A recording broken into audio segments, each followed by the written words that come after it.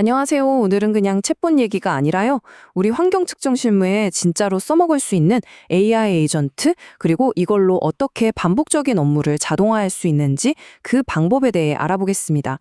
코딩 몰라도 괜찮습니다. 아마 많은 분들이 이런 생각하실 거예요.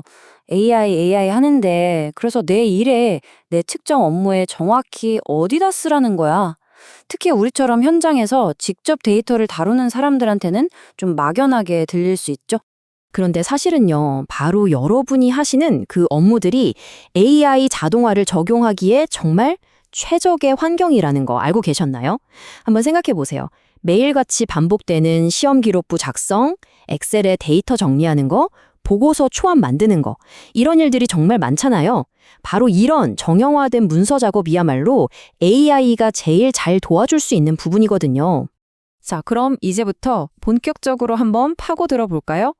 이 AI 에이전트의 진짜 잠재력을 보려면 우리가 흔히 생각하는 그 단순한 챗봇 있잖아요. 그걸 넘어서 생각할 필요가 있어요. 바로 이 슬라이드가 핵심입니다. 챗봇이랑 에이전트, 뭐가 다른지 딱 보여주죠. 이게 정말 중요한 차이점인데 챗봇이 그냥 우리가 묻는 말에 대답하는 도구라고 한다면 AI 에이전트는 아예 일을 대신해주는 도구라고 생각하시면 돼요. 그러니까 우리가 질문 하나 던지고 답 하나 얻는 게 아니라 야, 이번 달 월간 보고서 좀 만들어봐. 이렇게 목표를 툭 던져주면 그 목표를 달성하려고 자기가 알아서 여러 단계를 거쳐서 일을 처리한다는 거죠. 완전히 개념이 다르죠. 일을 처리한다는 게 구체적으로 뭘까요? 바로 이런 흐름이에요. 에이전트가 먼저 폴더에 있는 파일을 쓱 읽어요. 그리고 거기서 필요한 값들을 쏙쏙 찾아내죠.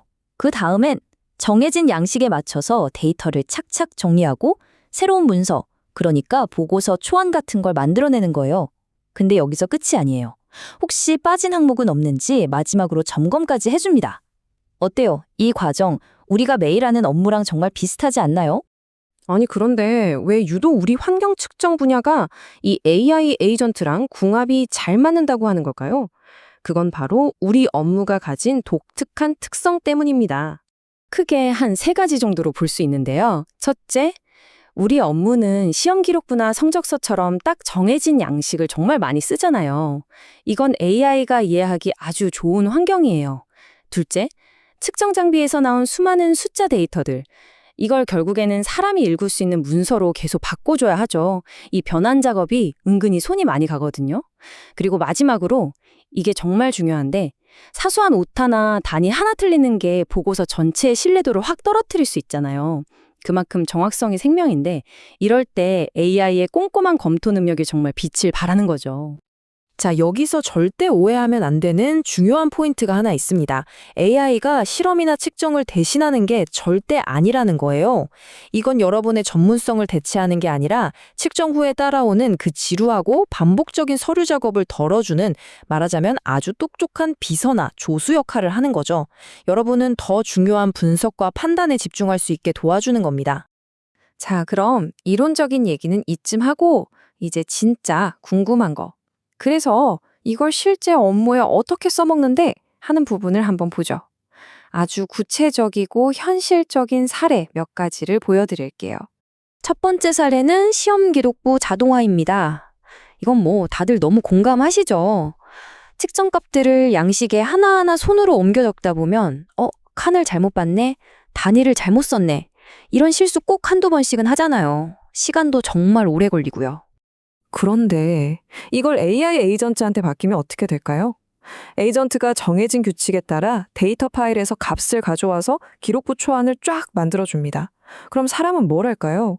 처음부터 끝까지 다 입력하는 게 아니라 AI가 만들어준 결과물을 보고 최종적으로 이상 없군 하고 검토하고 확인만 하면 되는 거죠.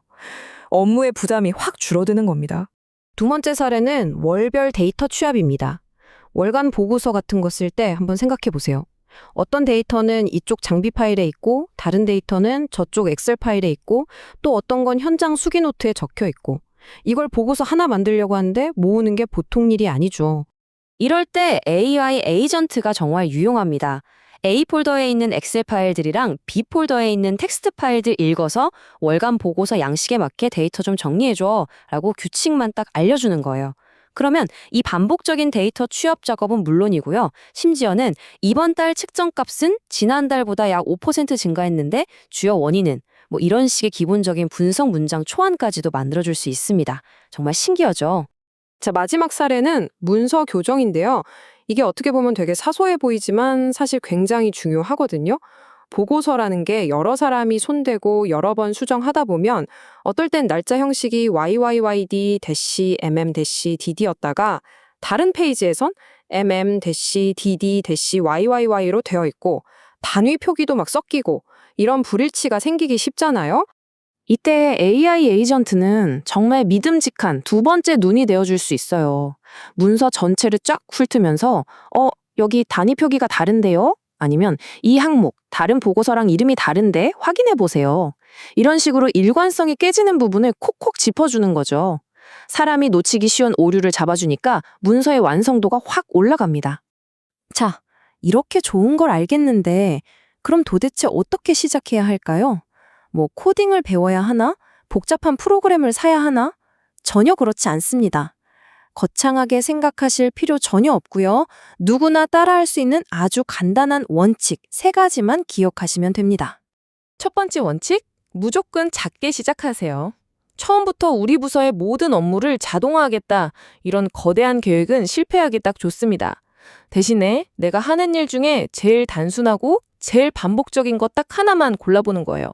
예를 들면 매주 쓰는 시약 사용량 정리라던가 수질 측정 기록부 한 종류만 자동으로 만들기처럼요. 아주 작은 성공 경험이 중요합니다.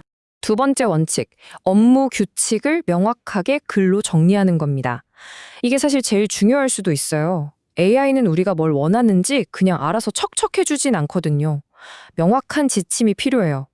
평소에 우리가 머릿속으로 이 값은 소수점 둘째 자리까지 써야지. 날짜는 항상 이 형식으로 통일해야 해. 라고 당연하게 생각했던 것들 있잖아요. 이런 암묵적인 노하우를 AI가 알아들을 수 있도록 명확한 규칙으로 만들어주는 과정이 꼭 필요합니다. 그리고 마지막 3번째 원칙, 이건 절대 잊으시면 안 됩니다. AI가 만들어준 결과물은 반드시 꼭 사람이 최종 검토해야 합니다.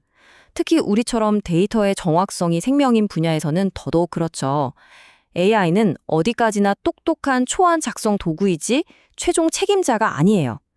AI가 초안 작성, 전문가는 최종 검증, 이 구조를 반드시 지켜야 합니다. 정리해 볼까요?